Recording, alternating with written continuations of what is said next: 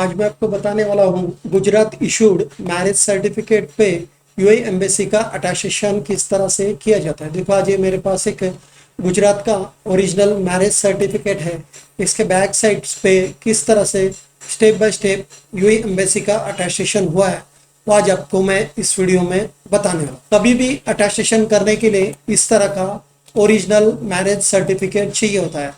कभी भी xerox copy, scan copy या फोटो कॉपी पे अटैस्टेशन, कलर कॉपी पे एम्बेसी अटैस्टेशन नहीं करती है। अटैस्टेशन करने के लिए कभी भी इस तरह का ओरिजिनल सर्टिफिकेट चाहिए होता है। आजकल काफ़ी सर्टिफिकेट ऑनलाइन जनरेटेड आते हैं जिस पे क्यूआर कोड होता है, उससे ऑनलाइन वेरीफाइड होता है, तो आजकल सर्टिफिकेट वो चल जाते हैं। उसका कॉपी निकाल के उस तरह का marriage certificate, birth certificate UAE attestation के लिए चल जाते हैं।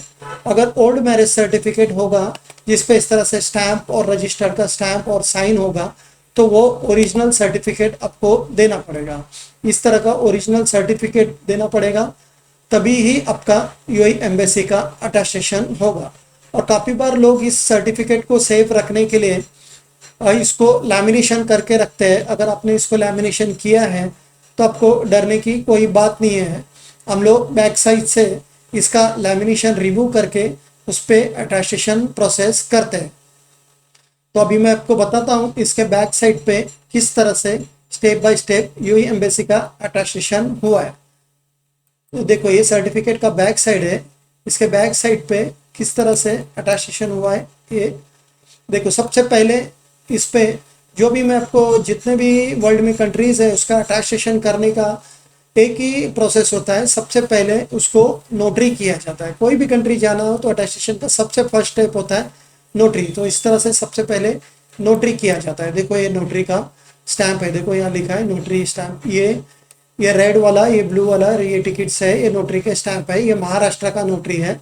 स्टेट वाइज थोड़ा बहुत नोटरी में डिफरेंस आता है, तो उसमें कोई इशू नहीं होता है। सब स्टेट में थोड़ा बहुत चेंजेस होता है। तो इस तरह का सबसे पहले नोटरी हम लोग करते हैं। और ये सर्टिफिकेट हम लोग मुंबई में, महाराष्ट्र में जो यूएई एम्बेसी है मुंबई में, उसमें सबमिट करते हैं।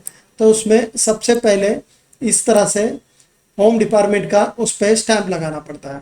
मुंबई में कहाँ का भी, मतलब इंडिया का कहीं का भी मैरिज, बर्थ, डेथ सर्टिफिकेट हो, वो मुंबई से अटैस्टेशन होता है। जैसे नॉन एजुकेशनल डॉक्यूमेंट होगा वो मुंबई से उसका अटैस्टेशन यूएई एम्बेसी का होता है। तो नोटरी होने के बाद में उसको होम डिपार्टमेंट में सबमिट किया जाता है। होम डिपार्टमेंट मतलब मंत्रालय। देखो, इस यहाँ लिखा है गवर्नमेंट ऑफ महाराष्ट्र मंत्रालय मुंबई। तो मंत्रालय में इस तरह का स्टैंप लगने के बाद में साइन होता है। काफी लोग इसको जीएडी भी बोलते हैं, कोई मंत्रालय बोलता है, कोई होम डिपार्टमेंट बोलता है। तो इस तरह का होम डिपार्टमेंट का स्टैंप और साइन होने के बाद में इसको हम लोग एम्बेसी में सबमिट करते हैं। एम्बेसी में सबमिट करने के बाद में एम्बेसी का इस तरह का स्टिकर लगता है और उस पर इस तरह का स्टैंप लगता है और साइन होता है। तो ये स्टैंप और साइन होने के बाद में यूएई एम्बेसी का अटैस्टेशन प्रोसेस आपका पूरा होता है। तो आप भी आपके हस्बैंड को वहाँ भेज सकते हैं। क्योंकि ये अटैस्टेशन क्यों करना पड़ता है, वहाँ वाइफ का, हस्बैंड को वाइफ का परमानेंट वीज़ा निकालना हो तो उसका मैरिज सर्टिफिकेट अटैस्टेशन करके लेके जाना पड़ता है। अगर बच्चे का वीज़ा निकालना हो, परमानेंट वीज़ा, तो उसके लिए आपको बच्चे का बर्थ सर्टिफिकेट अटैस्टेशन करके लेके जाना पड़ता है। अगर आप टूरिस्ट वीज़ा पे जाने वाले हो तो ये अटैस्टेशन की ज़रूरत नहीं होता है। तो इस तरह का यूएई एम्बेसी का अटैस्टेशन होने के बाद में आपका अटैस्टेशन प्रोसेस पूरा होता है। अगर आपको ये अटैस्टेशन करना हो तो मेरा स्क्रीन पे नंबर दिया है, उस पर कॉल या व्हाट्सअप कर सकते हैं।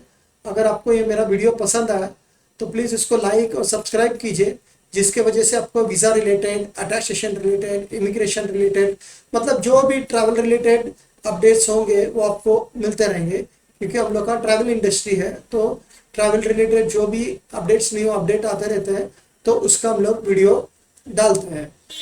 Thank you.